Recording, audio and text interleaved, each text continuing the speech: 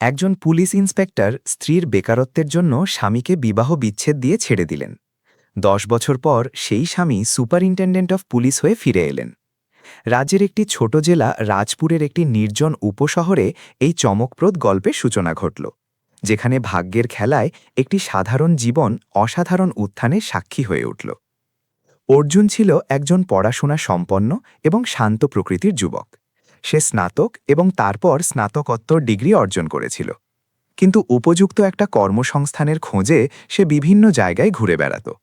মা বাবা ছিলেন সাধারণ চাষি, তাই পরিবারে খুব বেশি উপার্জন ছিল না, তবে তাদের মূল্যবোধ বা সংস্কার ছিল অত্যন্ত দৃঢ়।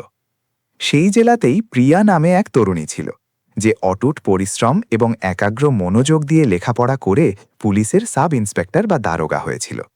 থানায় তার একটা বিশেষ প্রভাব ছিল। ইউনিফর্ম, কাঁধে তারা এবং সম্মান সব কিছু তার অধিকারে ছিল।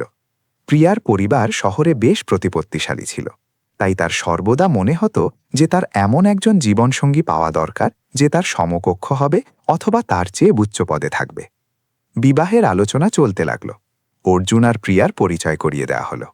অর্জুনকে বেশ সরল সোজা এবং নম্র মনে হল। প্রিয়া মনে মনে ভাবল, এখন কর্মসংস্থান নেই তো কি হয়েছে, শিক্ষিত যুবক তো, আগামীতে কিছু একটা করে নেবে, আমিও তো রোজগার করছি। দুজনের বিবাহ সম্পন্ন হয়ে গেল। প্রথম দিনগুলো খুব সুন্দরভাবে কাটছিল। অর্জুন সমস্ত গৃহকর্ম সামলাত, রান্নায় সহায়তা করত, বাজার থেকে জিনিসপত্র কিনে আনত। প্রিয়ার কর্তব্যের সময়সূচির প্রতি সে খুব যত্নবান ছিল। প্রিয়ারও অনুভব হতো যে সে একজন অত্যন্ত যত্নবান জীবনসঙ্গী পেয়েছে। কিন্তু ধীরে ধীরে সমাজের কটূক্তি তাদের সম্পর্কে বিষ ঠেলে দিতে শুরু করল। কিছু সময়ের মধ্যেই আত্মীয় স্বজন, সহকর্মী এবং প্রতিবেশীরা কথা বলতে লাগল। তারা বলতো, আরে প্রিয়াজি, আপনি তো দারোগা, আপনার স্বামী কি করেন? এত লেখাপড়া করেছে অথচ এখনও একটা কর্মসংস্থান পেল না। প্রিয়া প্রথমে এই কথাগুলো উপেক্ষা করত। অর্জুন সাক্ষাৎকার দিত, আবেদনপত্র পূরণ করত, কখনো কেরানি তো কখনো শিক্ষকের পরীক্ষায় অংশ নিত, কিন্তু প্রতিবারই কোনো না কোনো সমস্যা হয়ে যেত। কখনো কাট অফ থেকে 1 নম্বর কম পেত, কখনো দলিলপত্রের অসুবিধা হতো, আবার কখনো সাক্ষাৎকার থেকে বাদ পড়ে যেত। একদিন অর্জুন ভাবল, চলো আজ প্রিয়ার থানায় গিয়ে ওকে একটা অবাক করে দেওয়ার উপহার দেব। দুজনে একসাথে মধ্যাহ্নভোজ করব। সে সাধারণ পোশাকে থানায় পৌঁছাল। প্রবেশদ্বারে কনস্টেবল তাকে আটকিয়ে দিল। হ্যাঁ ভাই, কার সাথে দেখা করবেন? অর্জুন হাসি মুখে বলল, ইন্সপেক্টর প্রিয়ার সাথে। ওনাকে কি একটু বলবেন আমি ভেতরে আসব? কিছুক্ষণ পর প্রিয়া বাইরে এলো, কিন্তু থানার ভেতরে যা ঘটল তা অর্জুনের সম্পূর্ণ জীবনের দিশা পরিবর্তন করে দিল। ভেতরে প্রবেশ করতেই একজন হেড কনস্টেবল হাসতে হাসতে প্রশ্ন করল, ম্যাডাম, ইনি কে? নতুন কোনো অভিযোগকারী নাকি? দ্বিতীয়জন বলল, আরে না, হয়তো কোনো বিক্রয়কর্মী হবে, ফর্ম টম বিক্রি করতে এসেছে। প্রিয়া খুব নিচু স্বরে বলল, ইনি আমার স্বামী। সবার মুখে হালকা বিস্ময়ের ভাব এবং তারপর একটা হাসি ছড়িয়ে পড়ল। কেউ একজন তৎক্ষণাৎ প্রশ্ন করল, আচ্ছা আচ্ছা, জামাইবাবু? তা জামাইবাবু কি করেন? কোন পদে আছেন? এক মুহূর্তের জন্য বারান্দার বাতাস যেন স্থির হয়ে গেল। অর্জুনের দৃষ্টি ছিল প্রিয়ার দিকে। সে আশা করছিল যে প্রিয়া গর্বের সাথে তার সম্পর্কে কিছু একটা বলবে, কিন্তু প্রিয়া মাথা নিচু করে নিল এবং খুব হালকা, প্রায় প্রাণহীন গলায় বলল, উনি এখন ঘর সামলান, কর্মসংস্থানের প্রস্তুতি নিচ্ছেন। কনস্টেবলরা হাসতে লাগল। আরে বাহ ম্যাডাম, ঘর জামাইটাই পারকি, তাহলে তো আপনিই উপার্জন করছেন, উনি আরাম করছেন। প্রিয়া কাউকেই ধমক দিল না, কোনো উত্তরও দিল না। সে শুধু ফাইলের মধ্যে নিজেকে ব্যস্ত রাখার ভান করতে থাকল। অর্জুনের মন ভেতর থেকে ভেঙে চুরমার হয়ে গেল। মধ্যাহ্নভোজ করা তো দূরের কথা, প্রিয়া তাকে ঠিকমতো বসিয়ে 1 গ্লাস জল পর্যন্ত জিজ্ঞাসা করল না। কিছুক্ষণ পর শুধু বলল, আপনি এখন বাড়ি যান, রাতে কথা হবে, এখন অনেক কাজ আছে। সেদিন বাড়ি ফেরার সময় অর্জুন অনুভব করল, যে নারী একসময় বলতো, আমি তোমার পাশে আছি, কর্মসংস্থান থাকুক বা না থাকুক, আজ সেই তার বেকারত্বের জন্য লজ্জিত বোধ করছে। এখান থেকেই তাদের সম্পর্কের ফাটল শুরু হল। সেদিনের পর থেকে প্রিয়ার আচরণ ধীরে ধীরে পরিবর্তিত হয়ে যেতে লাগল। আগে যেখানে সে অর্জুনের টিফিনের কথা ভাবত, তার ক্লান্তি নিয়ে কথা বলতো, এখন সেখানে তার মুখে শুধু খোঁটা বা কটূক্তি শুরু হল। রাতে খাবার খাওয়ার সময় সে বলতো, সারাদিন ঘরে বসে কি করো? যদি সত্যি লেখাপড়া করতে তবে এতদিনে কোথাও না কোথাও লেগে যেতে। কখনো থানা থেকে ফেরার সময় তার কোনো বান্ধবী হয়তো বলে দিত, তুই কর্তব্যে এত স্মার্ট আর তোর স্বামী ঘরে বসে থাকে, পুরুষের হাতে কিছু একটা কাজ তো থাকা উচিত। সেই কথাগুলো শুনে প্রিয়ার মন আরও তিক্ত হয়ে যেত। ঘরে ফিরে এসে সেই তিক্ততা অর্জুনের ওপর ঝাড়ত। তোমার কি আমার সম্মানের কোনো খেয়াল আছে? থানায় সবাই জিজ্ঞাসা করে তোমার পথ কি, আমি কি উত্তর দেব? অর্জুন নীরবে শুনে যেত। অনেকবার সে বোঝানোর চেষ্টা করেছে, দেখো প্রিয়া, আমি চেষ্টা করছি, আবেদনপত্র ভরছি, সাক্ষাৎকার দিচ্ছি, আমাকে একটু সময় দাও, আমিও কিছু একটা হয়ে দেখাবো। কিন্তু প্রিয়া তখন আর শোনার মেজাজে থাকত না। তার মনে হতো সে একজন দুর্বল মানুষকে বিবাহ করে ফেলেছে। একদিন সে রাগে বলেই ফেলল, ইস, যদি কোনো অফিসারের সাথে বিবাহ হতো, অন্তত আমার লেভেলের তো হতো, তোমার সাথে হাঁটতেও এখন আমার লজ্জা লাগে। এই শব্দগুলো অর্জুনের আত্মাকে যেন আঘাত করল। সে সারা রাত ছাদের দিকে তাকিয়ে জেগে থাকল। তার মনে হলো যেন তার অস্তিত্ব আর পুরুষত্ব সবকিছুর উপর প্রশ্ন তোলা হয়েছে। সময় অতিবাহিত হতে থাকল। ঝগড়া এখন প্রতিদিনের ব্যাপার হয়ে দাঁড়ালো। কখনো অর্থ, কখনো সমাজ, কখনো আত্মীয়, কখনো থানার কথা, প্রতিটি বিষয়ই সংঘর্ষের কারণ হয়ে উঠত। অবশেষে একদিন প্রিয়া সরাসরি সিদ্ধান্ত জানিয়ে দিল, আমি আর এভাবে জীবনযাপন করতে পারব না, আমি বিবাহ বিচ্ছেদ চাই। অর্জুনের মনে হল যেন কেউ তার কাছ থেকে স্বপ্ন নয়, তার শ্বাস কেড়ে নিয়েছে। সে হাত জোর করে বলল, প্রিয়া, আমাকে কয়েকটা বছর সময় দাও, আমি সত্যি আমাদের জীবন পরিবর্তন করে দেব, আমি নিজেকে প্রমাণ করব, শুধু আমার সঙ্গ ত্যাগ করো না। কিন্তু প্রিয়ার মন তখন পাথর হয়ে গিয়েছিল। সে বলল, আমি একজন বেকার অলস লোকের সাথে আমার পুরো জীবন নষ্ট করতে পারব না, আমার শুধু বিবাহ বিচ্ছেদ চাই। আদালতে দুজনে মুখোমুখি বসেছিল। কাগজের স্বাক্ষরের কালি শুকানোর আগেই তাদের সম্পর্ক শেষ হয়ে গেল। বিচারক রায় দিলেন, বিবাহ বিচ্ছেদ মঞ্জুর করা হল। অর্জুন শেষবারের মতো প্রিয়ার দিকে তাকাল। সে আশা করেছিল হয়তো প্রিয়ার চোখে এক ফোঁটা জল থাকবে, কিন্তু প্রিয়ার মুখে ছিল কেবল একটা শীতল আর কঠোর ভাব, যেন এই সবটাই ছিল একটি আনুষ্ঠানিকতা মাত্র। সেদিন আদালতের বাইরে বেরোনোর সময় অর্জুন মনে মনে প্রতিজ্ঞা করল, এবার জীবন থেকে প্রতিশোধ নেব, আর কাঁদব না। এতটাই উপরে উঠব যে আজ যারা আমাকে নিচে নামাচ্ছে তারাই আমার দিকে তাকিয়ে কথা বলবে। এখান থেকেই তার আসল কাহিনী শুরু হল। বিবাহ বিচ্ছেদের পর অর্জুন বাড়ি ত্যাগ করল। তার মনে হল সেই শহরে থাকা, সেই গলিতে শ্বাস নেওয়া, যেখানে মানুষ তাকে দারোগা স্ত্রীর বেকার স্বামী বলে চেনে, তা তার আত্মার ওপর রোজ ছুরি শানানোর মতো। সে অন্য একটি শহর কলকাতায় চলে গেল।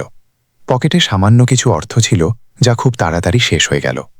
কিছুদিন সস্তা এক হোটেলে থাকার পর অর্থের অভাবে সে একটা সস্তা নোংরা বস্তিতে ঘর ভাড়া নিল। খাবারেরও অভাব দেখা দিল। দুদিন শুধু জল খেয়ে কাটালেন। তৃতীয় দিন রাতে যখন পেটে খিদে মোচড় দিচ্ছিল, তখন সে রাস্তার মোড়ের চায়ের দোকান থেকে ধারে দুটো বিস্কুট আর চা নিল। সেদিন রাতে সে ফুটপাতে বসে চা খাচ্ছিল, চোখে জল আর মনে প্রশ্ন, আমি কি সত্যি অপদার্থ? আমি কি সত্যি কোনো কাজের না? তখনই পাশের টেবিলে বসা এক প্রৌঢ় ব্যক্তি তার অবস্থা লক্ষ্য করলেন। তিনি জিজ্ঞাসা করলেন, বেটা, কি হয়েছে? মুখটা এমন দেখাচ্ছে যেন সব কিছু হেরে গেছ। অর্জুন প্রথমে কিছু গোপন করতে চাইলেও পরে ভেঙে পড়ল। সে তার সম্পূর্ণ ঘটনা জানাল, লেখাপড়া, কর্মসংস্থান না পাওয়া, দারোগা স্ত্রী, থানায় অপমান, বিবাহ বিচ্ছেদ, খিদে আর একাকিত্ব। ভদ্রলোক একটা দীর্ঘশ্বাস ফেলে বললেন, আমার নাম বিজয় মিত্র, আমি এখানে একটা প্রতিযোগিতামূলক পরীক্ষার কোচিং সেন্টার চালাই। তুমি কি কখনো সিভিল সার্ভিস বা পুলিশ সার্ভিসের পরীক্ষা দেওয়ার কথা ভেবেছ? অর্জুন হেসে বলল, ভাবতে তো অনেক কিছুই চাই স্যার, কিন্তু খাবারের অর্থ নেই, কোচিংয়ের ফি কোত্থেকে দেব? বিজয়বাবু হাসলেন, অনেক সময় জীবন কাউকে অনেক নিচে এই জন্য ফেলে দেয় যাতে সে অনেক উঁচুতে লাফিয়ে উঠতে পারে। তোমার মধ্যে জেদ আছে, চোখে আগুন দেখতে পাচ্ছি। যদি তুমি পরিশ্রমের কথা দাও, তবে তোমার ফির চিন্তা আমি করছি। তুমি শুধু মন দিয়ে লেখাপড়া করো, একদিন এসপি হও আর আমাকে গর্বিত করো। অর্জুন যেন আকাশ থেকে একটা সহায়তা পেল। তার চোখ দিয়ে জল বেরিয়ে এলো। অর্জুন হাত জোর করে বলল, স্যার, আমি আমার রক্ত জল করে লেখাপড়া করব। আপনি যে ভরসা করেছেন তা কখনো ভাঙতে দেব না। বিজয়বাবু তাকে তার কোচিংয়ে ভর্তি করালেন। সাথে বললেন, মাথার উপর চাপ নিও না, অর্থের চিন্তা একটু কম করো। কোচিংয়ের পর সময় পেলে এখানে ছোটখাটো কাজ করে দিও, টিউশনি পড়িও, সন্ধ্যায় কোনো ধাবায় গিয়ে হিসাবপত্র দেখে দিও, খরচ চলে আসবে। অর্জুন ঠিক তাই করল। দিনে 6-8 ঘন্টা কোচিং, সন্ধ্যায় এক ধাবায় নগদ কাউন্টার সামলানো, রাতে অনেক রাত পর্যন্ত স্ট্রিট লাইটের নিচে বসে পুনরাবৃত্তি করা। অনেক সময় ক্লান্তিতে মাথা ঝুঁকে যেত, ঘুম আসত, কিন্তু প্রিয়ার সেই হাসি, সেই থানার দৃশ্য, সেই খোটা দেওয়া কথাগুলো তাকে আবার জাগিয়ে দিত। সে নিজেকে বলতো, তুই সেই মানুষ যাকে একসময় ঘরে বসে থাকা লোক বলা হয়েছিল। এখন তোকে সেই মানুষ হতে হবে যাকে দেখে লোকে স্যালিউট করবে। তার স্বপ্নের নাম ঠিক হয়ে গিয়েছিল, এসপি অর্জুন চৌধুরী। প্রস্তুতি শুরু হয়ে গিয়েছিল, কিন্তু পথটা সহজ ছিল না। প্রথমবার সে রাজ্য পাবলিক সার্ভিস কমিশনের পরীক্ষা দিল। প্রিলিমিনারি কোনো মতে উত্তীর্ণ হলেও মেইনসে সে কয়েক নম্বরের জন্য পিছিয়ে গেল। ফলাফল দেখে তার মনের ভেতর ঝড় উঠল। কিছুক্ষণের জন্য মনে হলো, হয়তো প্রিয়াই ঠিক ছিল, আমি সত্যি কোনো কাজের না। কিন্তু তখনই তার বিজয় স্যারের কথা মনে পড়ল। অসফলতা এটা বলে না যে তুমি হেরে গেছ, এটা শুধু বলে যে এখনও আরও পরিশ্রম বাকি। সে নিজেকে সামলে নিল, বলল, পরের বার আমার জীবনের ফয়সালা হবে। দ্বিতীয়বার সে আরও বেশি পরিশ্রম করল। কোচিংয়ের সব উপাদান, অনলাইন পরীক্ষা, পুরনো প্রশ্নপত্র, সাক্ষাৎকারের প্রস্তুতি, সবকিছু মাথায় গেঁথে নিল। সন্ধ্যার ধাবার চাকরি ত্যাগ করে সে বাড়ি বাড়ি গিয়ে টিউশনি পড়ানো শুরু করল, যাতে সময় বাঁচে এবং কিছু অর্থও আসে। কিন্তু ভাগ্য আরও একবার পরীক্ষা নিল। দ্বিতীয়বারে সে সাক্ষাৎকার রাউন্ড পর্যন্ত পৌঁছাল, কিন্তু চূড়ান্ত মেধা তালিকায় তার নাম ছিল না। এই ধাক্কাটা আরও বড় ছিল। ৩-৪ দিন সে লক্ষ্যহীনভাবে ঘুরে বেড়াল। ফুটপাতে বসে ভাবতে লাগল, আর কতটা, কতদিন। সন্ধ্যায় বিজয় স্যার তাকে নিজের ঘরে ডাকলেন। তিনি কাঁধে হাত রেখে বললেন, অর্জুন, যদি তুই এখন হেরে যাস না, তবে মনে রাখিস, তুই শুধু তোর স্বপ্নকে মারছিস না, তুই সেই সব মানুষকে জয়ী প্রমাণ করছিস যারা তোকে অপদার্থ বলত। শেষবারের মতো পুরো শক্তি দিয়ে একবার চেষ্টা কর, তারপর দেখবি ওপরওয়ালা তোর ভাগ্য কিভাবে লেখেন। তৃতীয়বার পরীক্ষাটা তার কাছে যুদ্ধের মতো ছিল। এবার সে শুধু উত্তীর্ণ হওয়ার জন্য নয়, বরং নিজের সাথে জেদ ধরে লেখাপড়া করছিল। দিন রাত, উৎসব, ছুটি সব হারিয়ে গেল। শুধু রয়ে গেল বই, নোটস, মক টেস্ট আর একটা নাম, এসপি অর্জুন চৌধুরী। অবশেষে ফলাফলের দিন এলো। ল্যাপটপে সে কাঁপা কাঁপা আঙুলে রোল নাম্বার টাইপ করল। স্ক্রিনে লেখা ছিল, selected, state police service, DYSP ASP cadre. অর্জুনের চোখ ভিজে এলো, যেন সব যন্ত্রণা একসাথে বেরিয়ে আসছে। কয়েক বছরের প্রশিক্ষণ আর চাকরিতে ভালো পারফরমেন্সের পর প্রমোশন পেয়ে সে এসপি, সুপারিনটেন্ডেন্ট অফ পুলিশ পদে উন্নীত হল। সেদিন যখন সে প্রথমবার নিজের কাঁধে তাড়া লাগালো, ইউনিফর্ম পরে আয়নার সামনে দাঁড়ালো, তখন তার থানার সেই পুরনো দিনটির কথা মনে পড়ল, যখন সবাই তাকে ঘরে বসে থাকা স্বামী বলেছিল। এখন সেই অর্জুন, কিন্তু এখন দুনিয়া তাকে এসপি সাহেব বলে ডাকবে। ভাগ্যেরও বোধহয় কাহিনী লেখার শখ আছে। প্রায় 10 বছর পর অর্জুনের নতুন নিয়োগ হল জেলা রাজপুরে, সেই শহর যেখানে এক সময় সে প্রিয়ার স্বামী হিসেবে থাকত। সেই গলি, সেই মোড়, সেই পুরনো থানা, আর হয়তো সেই মানুষগুলো। যখন তার সরকারি গাড়ি শহরে প্রবেশ করল, তখন বাইরে ব্যানার লাগানো ছিল, জেলা পুলিশ সুপার মহোদয়কে হার্দিক স্বাগত। মানুষ ফুল ছড়াচ্ছিল, বাচ্চারা স্যালিউট করছিল। হেডকোয়ার্টারে পৌঁছে সে দায়িত্বভার গ্রহণ করল। ফাইল দেখছিল, তখনই এক লিস্টের উপর তার নজর পড়ল। সিটি কোতোয়ালি থানার ইনচার্জ, ইন্সপেক্টর প্রিয়া সিং। এক মুহূর্তের জন্য তার শ্বাস আটকে গেল, বুকের ভেতর ধক করে উঠল, কিন্তু মুখে কোনো ভাব প্রকাশ পেল না। সে হালকা হেসে নিজের মনেই বলল, আচ্ছা, কাহিনী এখনও বাকি আছে তাহলে। পরের দিনই জেলার সব থানা ইনচার্জদের সভা ডাকা হলো। কনফারেন্স হলে সব অফিসাররা লাইন দিয়ে বসেছিলেন। কেউ দাঁড়াচ্ছিলেন, কেউ ফাইল দেখছিলেন। দরজা খুলল, একজন নারী অফিসার দ্রুত পায়ে ভেতরে এলেন, ইন্সপেক্টর প্রিয়া সিং। প্রথমে সে স্বাভাবিকভাবেই ভেতরে এলো, কিন্তু যখনই তার নজর সামনে চেয়ারে বসা এসপি সাহেবের উপর পড়ল, তার বুক যেন ধক করে উঠল। চেয়ারে বসা মানুষটি সেই চেনা মুখ, কিন্তু এখন হালকা দাড়িওয়ালা, আত্মবিশ্বাসী, আর কাঁধে জলজলে তারা নিয়ে বসা এসপি অর্জুন চৌধুরী। প্রিয়ার হাত থেকে ফাইল প্রায় পড়েই যাচ্ছিল। সে বুঝতে পারছিল না যে সে স্যার বলবে নাকি অর্জুন। অর্জুন একদম পেশাদার ভঙ্গিতে বলল, হ্যাঁ ইন্সপেক্টর প্রিয়া, বসে পড়ুন, এই জেলায় আপনাকে অনেক কাজ করতে হবে। সভা শুরু হলো। আইন শৃঙ্খলা, অপরাধ, টহল সব নিয়ে কথা হলো। প্রিয়ার গলা কাঁপছিল। সভা শেষ হতেই অর্জুন নিচু স্বরে বলল, ইন্সপেক্টর প্রিয়া, আপনি একটু অপেক্ষা করুন। সব অফিসার বাইরে চলে গেলেন, ঘরে শুধু দুজনে রইলেন। একসময়ের স্বামী স্ত্রী আজ উচ্চপদস্থ ও নিম্নপদস্থ অফিসার হিসেবে দাঁড়িয়ে। প্রিয়া ভারী গলায় বলল, অর্জুন, মানে স্যার, এই সব। অর্জুন কথা থামিয়ে দিয়ে বলল, অফিসে আমি শুধু স্যার প্রিয়াজি। অর্জুন অনেক বছর আগেই আপনার সাথে বিবাহ বিচ্ছেদের কাগজে স্বাক্ষর করার পর মরে গিয়েছে। কথা শুনে প্রিয়ার চোখ ভিজে এলো। সে প্রথমবার বুঝতে পারল যে সময় শুধু তার জন্যই বদলায়নি, অর্জুনের জন্য অনেক কিছু বদলে গেছে। পরের কয়েক সপ্তাহে অর্জুন হালকা হালকা প্রতিশোধ নিল। কখনো বিনা কারণে ফাইলে করা মন্তব্য করা, কখনো ছুটির আবেদন আটকে রাখা, কখনো সভায় ছোট কোনো ভুলের জন্য সবার সামনে ধমক দেওয়া। সবই নিয়মের ভেতরে থেকে, কিন্তু এতটাই যাতে প্রিয়া সেই একই কষ্ট পায় যা সে একসময় অর্জুনকে দিয়েছিল। প্রিয়া রোজ রাতে একা বসে ভাবত, একসময় এই মানুষটি আমাকে ভালোবাসত, আর আজ আমি নিজে তার চোখে কত নিচে দাঁড়িয়ে আছি। একদিন রাতের টহলের পর অর্জুন অনেক দেরিতে অফিস থেকে ফিরছিল। কম্পাউন্ডে গাড়ি থামলে সে দেখল থানার বারান্দায় এক চেয়ারে প্রিয়া একা বসে আছে। ফাইলগুলো তার পাশে রাখা, চোখ দুটো ফোলা, যেন অনেক কেঁদেছে। অর্জুন অবাক হয়ে জিজ্ঞাসা করল, এই সময়েও আপনি এখানে, ইন্সপেক্টর? প্রিয়া উঠে দাঁড়িয়ে নিচু গলায় বলল, স্যার, আজ আপনার সাথে ব্যক্তিগতভাবে কিছু কথা বলার ছিল, আপনি যদি অনুমতি দেন। অর্জুন চুপচাপ এগিয়ে গেল। নিজের অফিসের ঘরে গিয়ে ইশারায় তাকে ভেতরে আসতে বলল। ঘরের দরজা বন্ধ হতেই প্রিয়া ফুঁপিয়ে কেঁদে উঠল। অর্জুন, আমি খুব ভুল করেছিলাম। তোমার বেকারত্বের চেয়ে আমি নিজের ইউনিফর্মকে বড় মনে করেছিলাম। সমাজের কথায় এসে আমি তোমাকে কটু কথা শুনিয়েছি, তোমার সক্ষমতা নিয়ে প্রশ্ন তুলেছি, তোমাকে ত্যাগ করে দিয়েছিলাম। আর আজ সেই সমাজই আমাকে তোমার সামনে মাথা নিচু করে থাকতে দেখছে। অর্জুন নীরব হয়ে দাঁড়িয়ে থাকল। প্রিয়া আরও বলল, যখন তোমাকে এসপি হয়ে এখানে আসতে দেখলাম না, তখন বুঝতে পারলাম যে আমার চিন্তা কতটা নিচু ছিল।